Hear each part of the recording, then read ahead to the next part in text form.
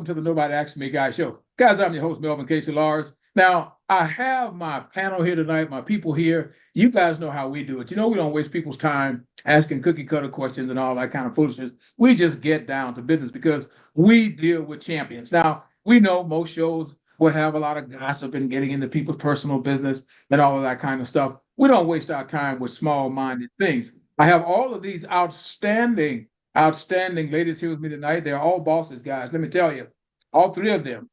Miss LASHAVA Washington, who's a student at Green Oaks High School.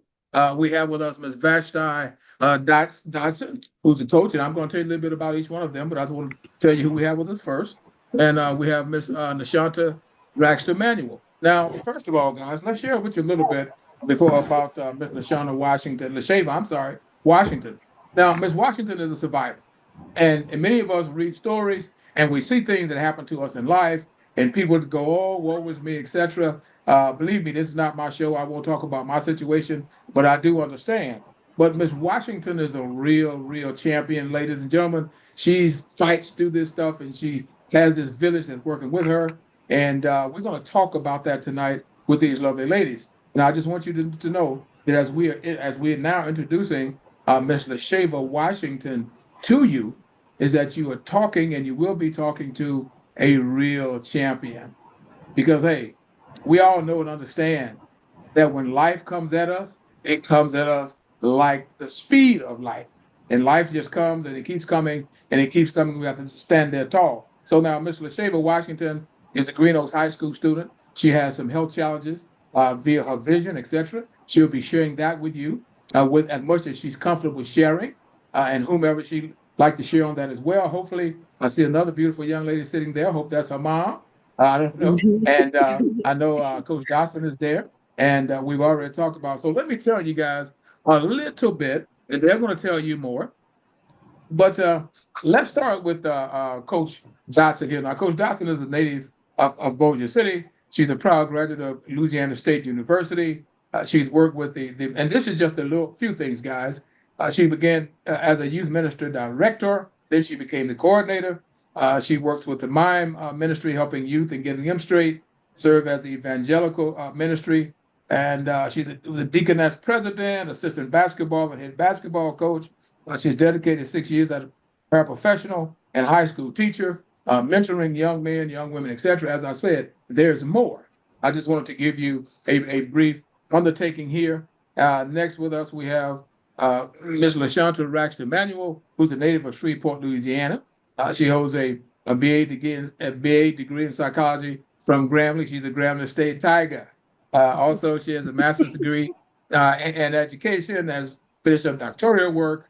She's been Teacher of the Year at Green Oaks High School, Greater Shreveport Chamber of Commerce, Athena Leadership Award honoree. Her education program, she's worked, in Kettle Parish with the education program as a resource case manager for over 15 years, doing some work with HUD, working with homeless children, helping them to get situated, working with their families. She currently works we call it DECA for short, the Distributive Education Teacher at Kettle Parish, specifically at Green Oaks. So guys, listen, I see this other beautiful young lady sitting here with us, and I would like for the three of them just to say hello to you guys, introduce themselves, and then we're going to keep this show rolling. Hello, my name is DECA Washington. I'm LASHAVA Washington's mother. Great to have you, Mom. Hi, I'm LASHAVA Washington. I am really the survivor. Fantastic, LASHAVA. Great to have you with us. Hello, I'm Coach Dotson, head basketball coach. Okay. And Ms. NASHUNTE. Okay, I'm Mrs. RAGSTER Manuel. I am the distributive education teacher here at Green Oaks. Okay, guys. Thank you. Hey, guys, it's time to roll. Listen, ladies, again, let me say it's great having you here. And we know why we're here. I just want to reemphasize again is that we want to share with our audience about the village. Because what we have here is a village. We have Mom sitting here. We have the coach sitting here. We have the DECA teacher sitting here. And God, thank you, we have LASHAVA sitting here. LASHAVA, let me start with you, sweetheart. How are you doing this evening? Good.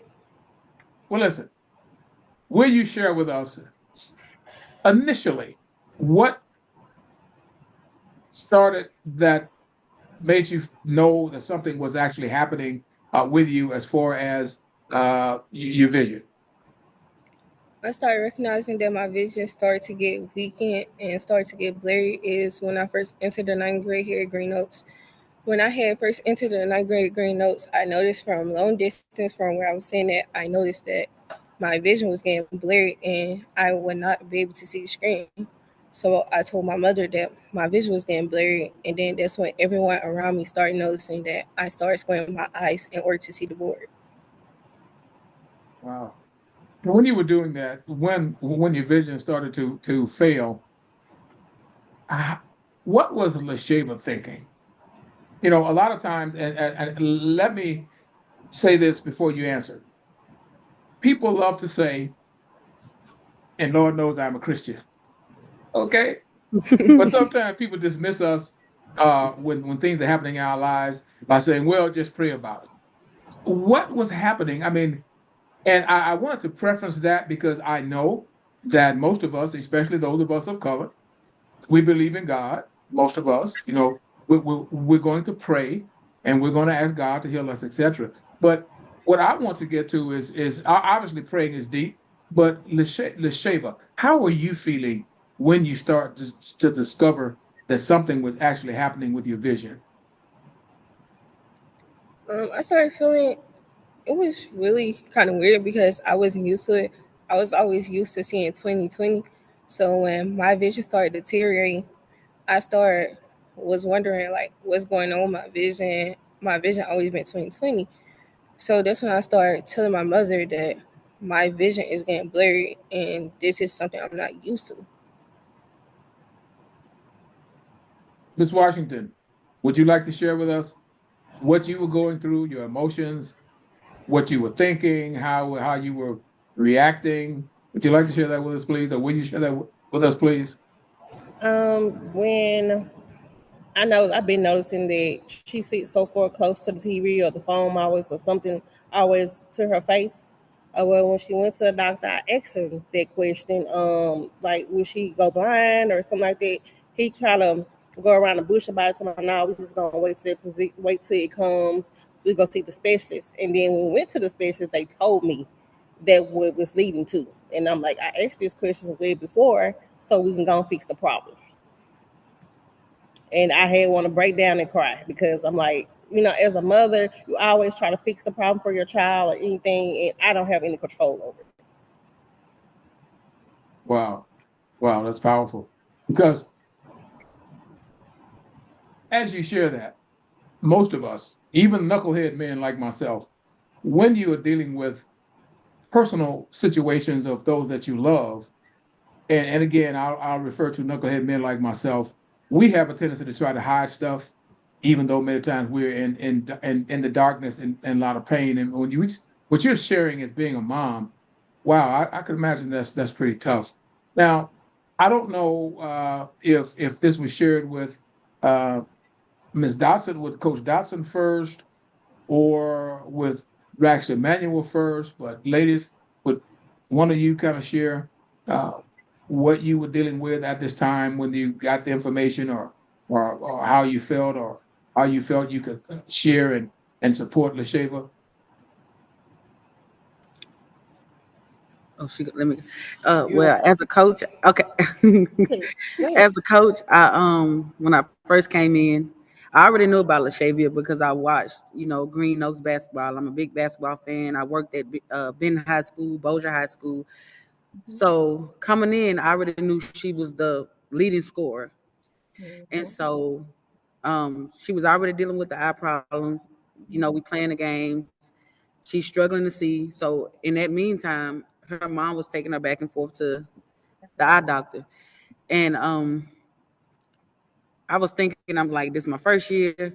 I know what she can do on the court. I was excited about it. But then, it took a turn, for the worse because now I'm without my leading scorer. She's going through, her own trials. How can I be there as a coach? So within that time, we discussing it. We were discussing the options for her with her mom. And she had to come in and let the team know, like, this is what I'm going through. These are the steps that they want me to take. And as a coach, I'm looking like, okay, now I'm without my leading scorer. Now I'm without the face of basketball. So as a coach, what do I need to do?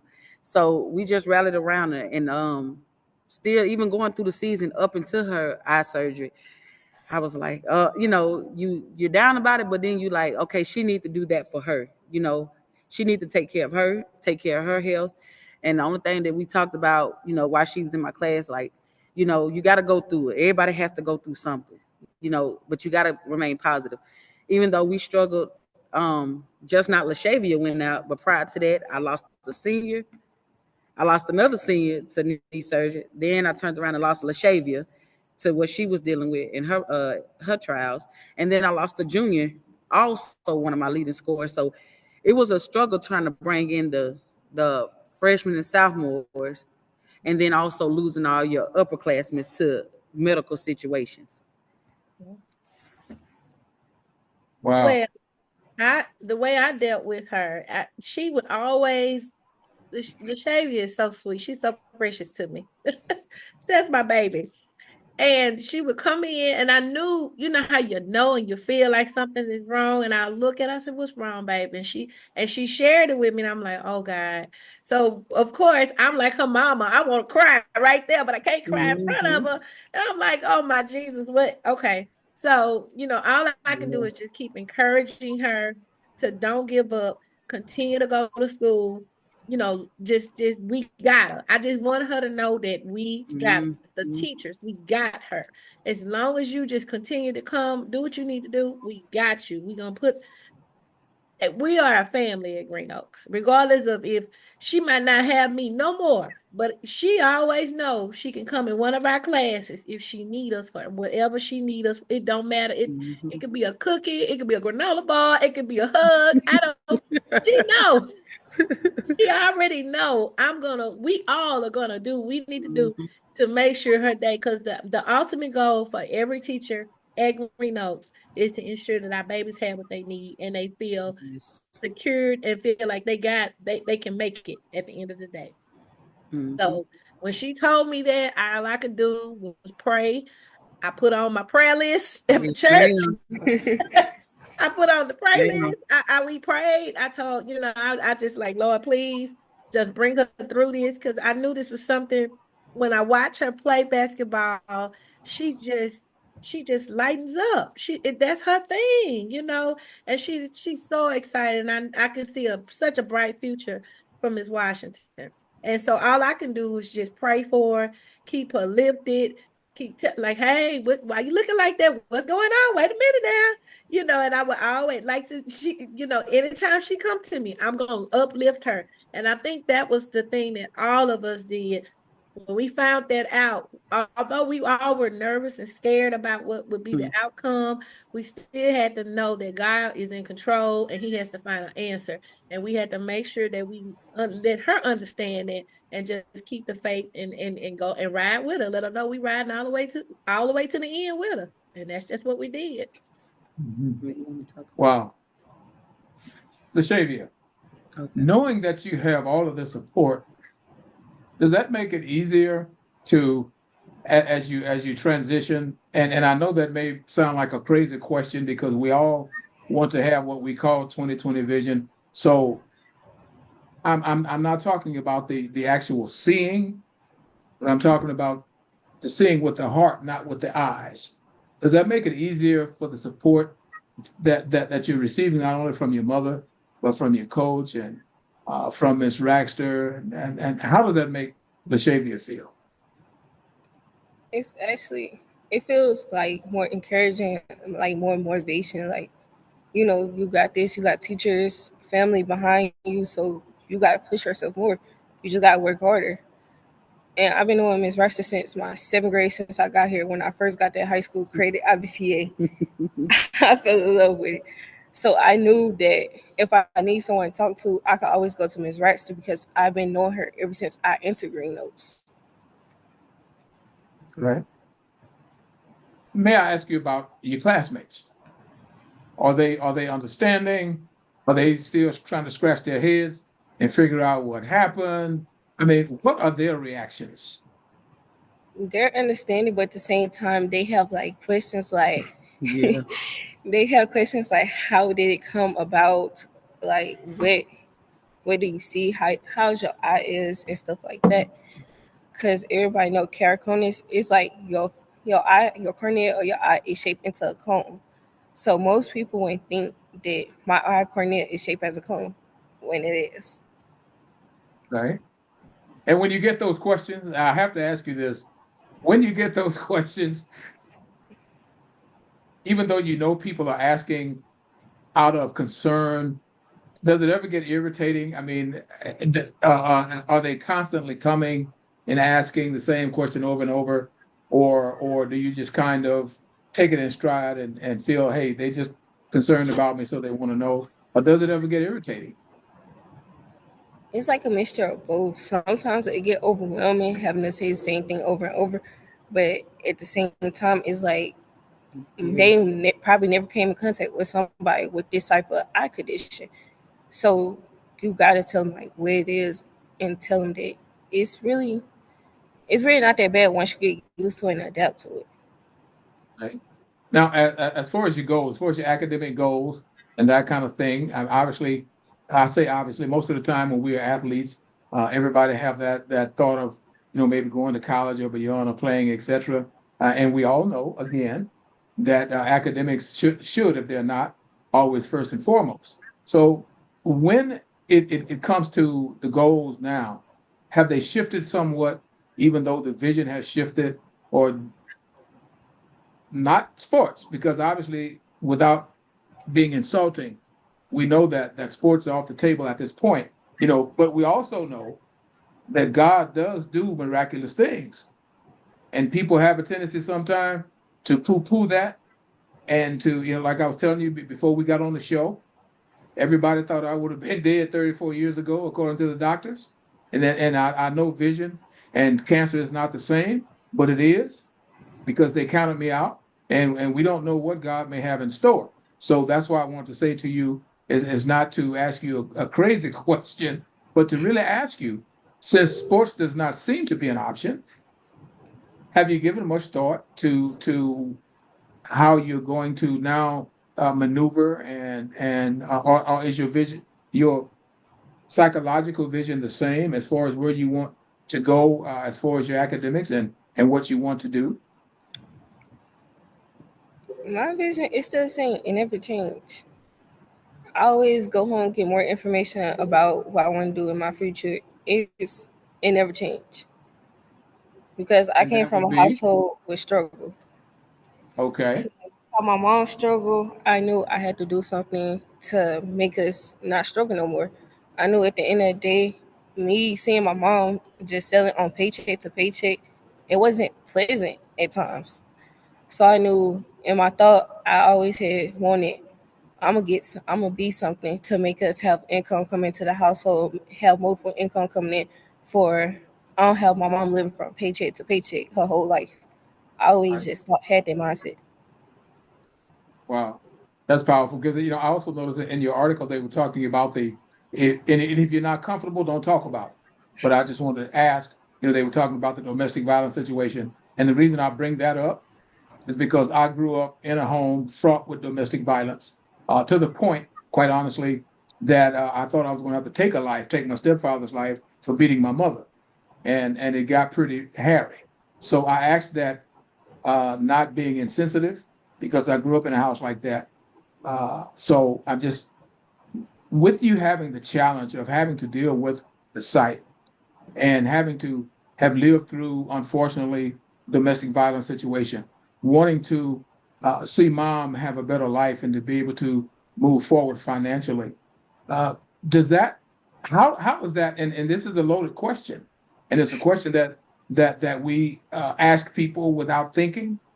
But as a 17-year-old, how does that affect you? I mean, I'm an old man, so I've lived life, so I can say, oh, well, it did me this and did me that, but you are still a baby. I'm old enough to be your grandfather. I'm serious. I'm 71 years old. I'm old enough to be your grandfather. So, but how? And the reason I'm asking this question is because sometimes as adults, we really never, especially men. I'm just gonna be honest. We really never ask people how they really feel about situations that affects them. So how is that affecting a 17-year-old having to deal with the domestic violence, having worry about mom, trying to get things done? Because I watched my mom work 2 and 3 jobs as well. So I'm asking, I can ask that because I've been there. As the old people used to say, I've been there. I've been there. Hmm. Talk to me. Talk to us. Well, witnessing the domestic violence, it wasn't pleasant. It was like something new to me. So I always, in my mindset, I always was thinking, what is a reason to go back? Why is she always going back? So me witnessing it with my aunts, it was always like, I always, I thought about like, cause my mother have a gun. So I always thought about, okay, my auntie doing this, she won't leave him, and I'm witnessing him just putting his hands on her. What can I do to try to protect her? That was always my instinct because my auntie loves her family, and me, I always grew up around her, so it was like I was with her 24/7. So me witnessing it from when I first witnessed it, I never said nothing to nobody. I thought, okay, maybe it's just a one time thing. Then I kept witnessing it, and I was like, this ain't a one time thing. So the first time I had the thought, if I pull the trigger now, she'll get out of it. But at the end of the day, I'm gonna have to face the consequences.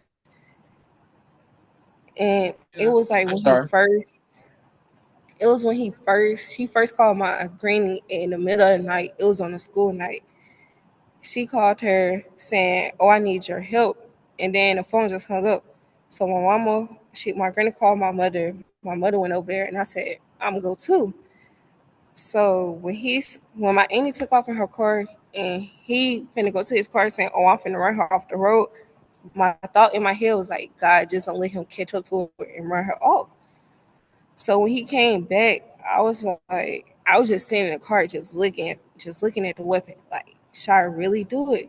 I was like, I have a bright future ahead of me, so I'm not gonna do it.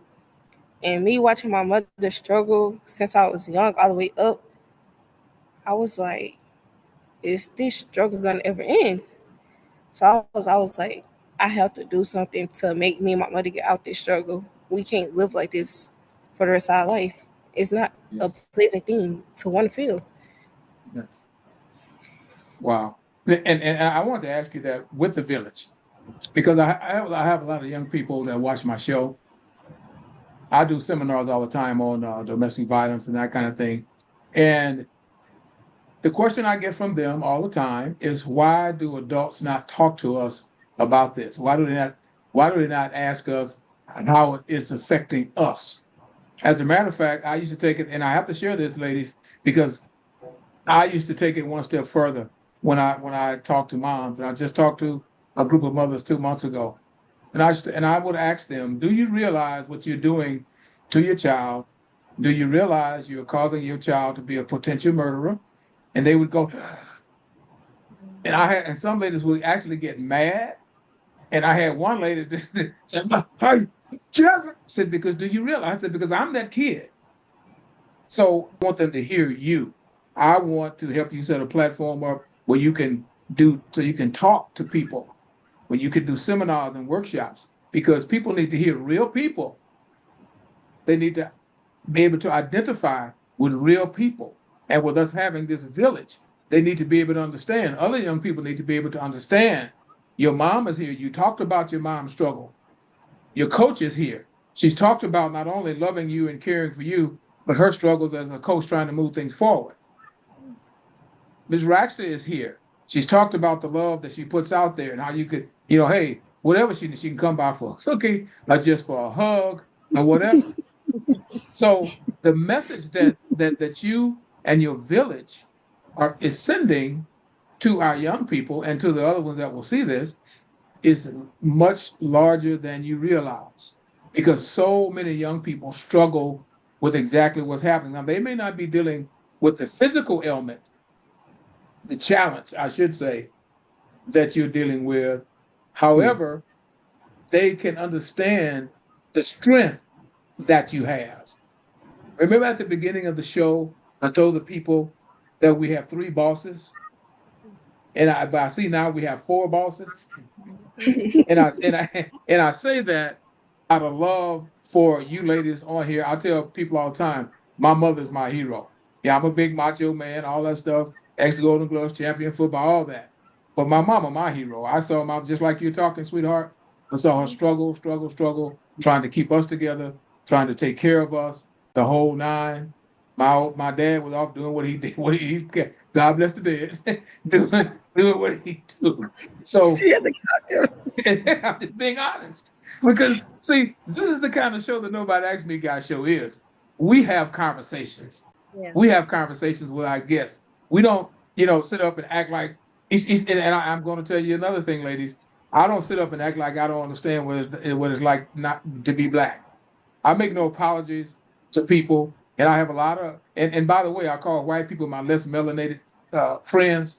I have a lot of less melanated friends, and I make no apologies for the things that we discuss because this is about the village, and we have to understand. And the hearts and the thumbs are going up, and the tears are going up for you ladies. So listen, I'm talking too much. Miss Raxter, Miss Dotson, Mama Washington. When dealing with this baby, because as I said, I'm on to be your granddad. When dealing with this baby, how difficult is it to, as we pray, to continue to know that what the doctors are saying, that the vision is a lost cause? Reason I can piggyback off that. LaShavia will remember. I'm gonna take you back, LaShavia. When you was in junior high school, remember I got sick when you first met me. And I didn't know what was wrong with me. I didn't know what was happening. I was sick. I've never been, that was the sickest I ever been in my whole entire life. I planned this big deal for them. I mean, I had a party. I didn't know what was going to happen. In my heart, I was praying, Lord, please let me come back because I didn't know what was going to happen. I didn't know if I was going to live. And I didn't tell them that. I knew the worst was happening, but I didn't let LaShavia and them know this. But I know that through God and through prayer, look at me sitting here with y'all right now. They counted me completely out. April 23rd, I was counted. They told me that I was done. They called everybody, Mr. Grant, everybody came up there. Come say your last. I even had students to come up there. And I thought I was gone, for real. I mean, and when I came out, they were like, do you remember what just happened? And I'm like, no. But from that day on, I knew no doctor can tell me what God can do. Absolutely. No doctor tell me this. No Absolutely. doctor. No doctor. Absolutely. If God got it for me to do, it's gonna happen. So that's why I encourage her so much, because I look at myself and the things that I've gone through. I've been through domestic violence. I'm not ashamed to say that. I was a teen mom. I've been through a lot of things my little 47 years, 48 years here on earth. 48 years, and I forgot my age. I've been through a lot, but because of God, my village, people that love me, my family, my support system, I got through it. And so why would I not give that to LaShavia to make sure that she gets to the end? Because at the end of the day, that's the whole goal. We want to make sure that she got what she needs so she can turn around and do the same thing for somebody behind her. Because she's not the first and she's not the last. So she has to turn around and do what we're doing for her. So all we're doing is sowing a seed into her so she can sow a seed into somebody else. So when the struggles get real hard and you think it's not going to happen, all you got to do is ask God and let him lead your way, and you're going to get there. And that's another positive, because starting to work up here when I first was hired, I was dealing with my own medical diagnosis, but I didn't want to put that on the girls, and the more I got into the school year, I was dealing with a cancer diagnosis, and I lost you know, one of them had a knee surgery. She was out for the year. And then come LaShavia with her mom, you know, they're doing what they need to do for her eye surgery and putting in the paperwork for the you know, eventually will lead to blindness or whatever the diagnosis may say. And then I lost one with a comeback, and then I lose the junior for a heart problem. So just me with my faith, I was just like, I'm gonna go through this. I'm gonna have to go through it. We all have to go through trials and tribulations. So I know I'm gonna have to go through it. But I knew I had to be there for my girls. You know, all of us was dealing with different things coming in. I had some dealing with, you know, domestic violence. I had her, you know, with her situation, and I had the other ones going through. So I knew I just couldn't put my problems on them, but I knew I had to be strong for them. And even, you know, at the beginning of the season, you know, we went through so much.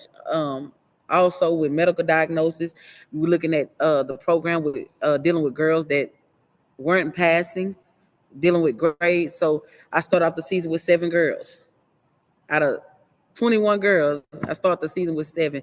So I knew coming in, I had some hurdles to get over. Also, with dealing with my medical diagnosis, they said I was having cancer, and then right about the season, after she told me what she had to go through, I was cleared of my cancer. But if I would have dwelled on the negative, I probably would still be in that situation. But I was just like, I know God brought me here for a reason. I know God put me in their life for a reason. I know He put, you know, just like He put me in their life, I know they was my journey too. They were my path too. So we just have to keep each other encouraged, and then we also keep each other in prayer. My church, we believe in prayer, and I'm every time something was going on, LaShavia is on the prayer list. I think my other players on the prayer list. I like we just have to keep going, like, because this life won't get any easier, you know. But if we're here to encourage one another, I think our journeys will be better in the long run, despite what may go on, the negatives or the positive.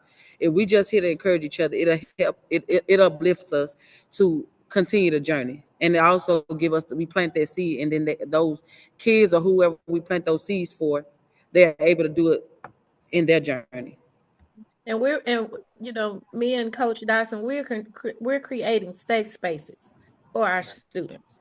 You know, we want them to be able to. They might be going through whatever at home, but when they come to school, we have them all day. We have them like 85% of the time. So they're like our children. You know, so they got other mamas and daddies and uncles and stuff. So that's where we fall in. So we have to make sure that they feel comfortable, they feel at ease, and you don't want them to go and talk to somebody outside of us. Like, you don't want them to talk to somebody in the streets to give them the information. You want them to feel comfortable coming to us so we can, whatever is going on, we can stop it and put a remedy to it and get hold to parents and whoever the guardian is so that we can fix it, help it, or do what we need to do to make sure that she's safe and have what she needs. You know, safe spaces, to me, I feel like school should be a safe space. They shouldn't have to worry about anything when they come to our school. So that's what Absolutely. Coach Dotson are creating at this point. And that's outstanding. Mama Washington, you want to holler at us a little bit? With LaShavia, I was going through a lot, like losing my sister. Well, I'm gonna say my twin sister. And 4 months after that, I ended up losing my fiance or whatever. Then 5 months, she ended up getting diagnosed as legally blind.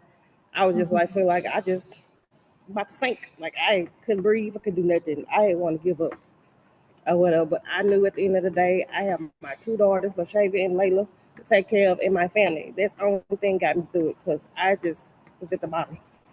My soul just felt like it was been ripped.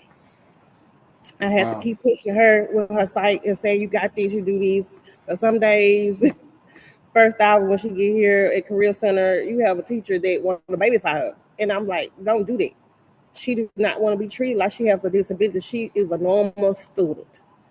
Push her like a normal student. I don't treat her no different, because sometimes she tell me, Mom, you're doing too much. You're doing too much, Mama. So, but I knew some days I had to think of a slack, because I go in the kitchen and she would waste stuff everywhere. or I just mopped and I said, Shay, seriously?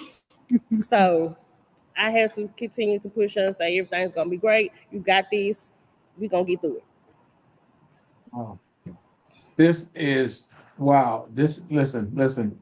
If you could see the thumbs and the hearts and the tears, that's why you keep seeing me glancing over here. Not because I'm trying to rush you ladies, but I just want to see the reaction. Wow, this is very powerful. And listen, let me ask the three of you or the four of you because you are straight bosses.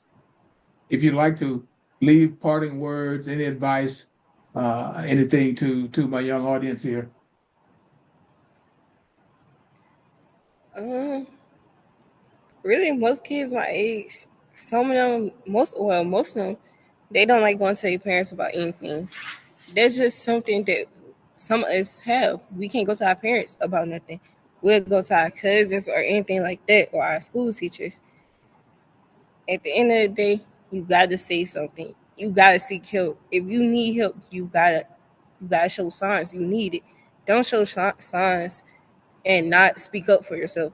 At the end of the day, everybody got a voice for themselves. It's either gonna be your choice. You're gonna stay quiet in the dark, or you're gonna shine and speak up for yourself.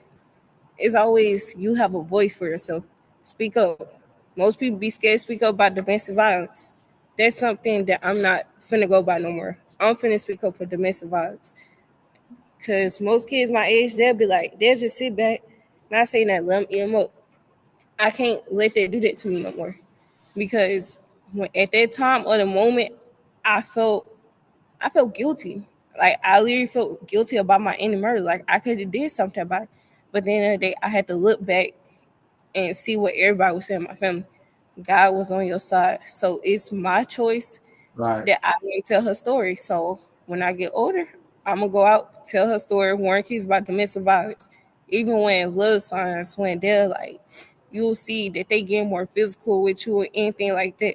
That's a sign that you finna probably lead to a domestic violence relationship. Get out of it. Mhm. Wow, very powerful. What I want to say is, it has been a joy and a pleasure teaching and being a part of LaShavia's journey. She really makes me smile when she comes in. I can have a down moment and she'll come in. She'll like she came in today. I looked when she came in the other day. I just looked at her. I'm like, girl, she'll come tell me little stuff. It doesn't matter what she has to say.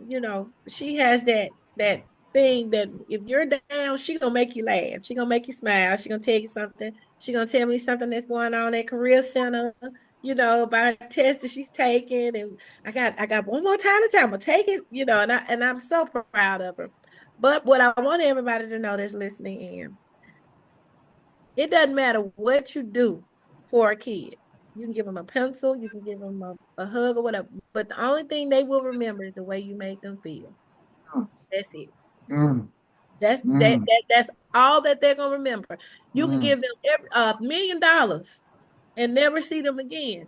But if you give them love, you make sure that they're cared for, they're gonna remember that for the rest of their life. About the domestic violence relationship. If you go through something, you don't need to be disrespected because you think that's okay or that's love. That's not love. Physical, putting your hands on, no. When the first signs of that, let it go because it's not worth it. Because at the end of the day, it ends to tragedy, and that will hurt your family very, very, very worse. Because I have experienced it, and I promise you, I don't want to go through it anymore. Love It doesn't hurt. lost hurt. Yeah, love doesn't hurt. No, it That's does one not. thing they need to understand. Love doesn't hurt because a lot of the students they glamorize stuff like that. But if somebody really truly loves you, they won't put their hands on you or they won't belittle you and make you feel a certain way. And once you know that you are enough, and I always tell my niece, she's at Texas Southern, she's on the president of this. I'm so excited for her. But I always tell her, I said, Erilyn, you are an exclusive. And God made you the way you are, and you are that way. If somebody makes you feel any other kind of way, they don't love you. They don't love does not hurt. So I always tell LaShav, she's feeling a certain way about something. Oh, that's not how I'm supposed to feel. If you don't feel, if somebody's not adding to your worth or making you feel good about yourself or not inviting you to things that's going to uplift you and better you, then that's not where you need to be, and that's not who you need to have in your company. Point, period, and point blank. Like I say, period, period. Let the kids say. As the kids say, period. Well, ladies, listen, it certainly has been a pleasure having the four of you bosses here, because it's real whenever people can speak from their hearts. It's real when you can ever just share and sit back and be comfortable, and nobody is shoving a question card in your face or asking you cookie cutter stuff, because they never get the real you. And just from my guests here, I mean, the hearts and the thumbs and the tears are going up more than anything. I just have to tell you. And let me say, it's certainly been a pleasure as we close this show out. And as a man, I say to these young men all the time that men need to speak up more about domestic violence. It has nothing to do with being weak or being a chump or any of that kind of foolishness, because, and I also try to teach them, it's real simple. When you are around real men, then they're going to take you positively in a positive direction. And whenever you have situations where people bully other people, it's because they're cowards. Plain and simple. If you think I'm kidding, all of these people that you see bullying other people, these men in particular, that's fighting on these women and stuff like that, if you see them get in an argument or a fight with another man or whatever, what's the first thing you see them do? Run and grab a weapon, because they're cowards. And women think these guys are heroes, but they're cowards. It may be your dad, maybe your uncle, maybe your cousin. They're cowards. So we have to get our young people to understand, and our seasoned people to understand, that real men are going to protect their women, plain and simple. Any wife, any girlfriend that's going to see this can tell you, I've had my first time to put my hand on anybody, slap them, push them, any of that. And people say, oh, well, that's just because you said what you said about your mama. No, that's because men have to know that if the ladies have already told you, if you respect them, you're not going to touch them. And all of us that say we Christians, the Bible says what? Man is supposed to love his wife. I'm going to put woman in, girlfriend in, like God loves the church. So who's going to hurt something that you love? Who wants to see your girlfriend with a black eye, a busted lip? You're kicking her around. It's already been said. You're making her feel bad about herself. You're trying to embarrass her. You're trying to insult her. Then you're talking about you, because you know what? Last thing I'm going to say as we get ready to sign off, you are only responsible for how you treat other people. You are not responsible for how they treat you. And that's what men do to women. They try to make women feel responsible for how they treat them, rather than them being responsible for how they treat women. So to the young ladies that may be listening over here, I got a bunch of y'all. And to my young men, you're responsible for how you treat her, not her being responsible for how you treat her by blaming her if you hadn't done this, if you hadn't done that. No, that's not the way it goes. So ladies, it's been great. I love having you. We're going to have you back. And let me say to my audience, you guys already know how we're going to do this thing. This has been Melvin Casey Lars. This has been the Nobody Asked Me Guy show. We always ask you to share with your friends, share with your neighbors, tell them to go to YouTube, look up the Nobody Asked Me Guy show. You'll see me in a caricature in the black and white. Click that, like our show, and join and become a subscriber. This is one of the shows we don't charge one dime for you to be a subscriber. So you don't have to worry about somebody going to say, but give me $1.99, give me $1.49 every month. No, we don't charge a quarter. So listen, it's been great. Ladies, again, thank you so very much for being so gracious and coming on and talking to me. And again, I have to say to Mama Washington, to LaShavia, to Coach Dotson, to Ms. Ragster, I too love Giant Land. I had a lot of beautiful situations there at Green Oaks. Worked with a lot of great people, a lot of great young men that I still have contact with to this very day. So I'm partial to Green Oaks, and I'm partial to all of you that are there. So have a great and blessed evening, ladies. Thank you. Thank you so much for having us.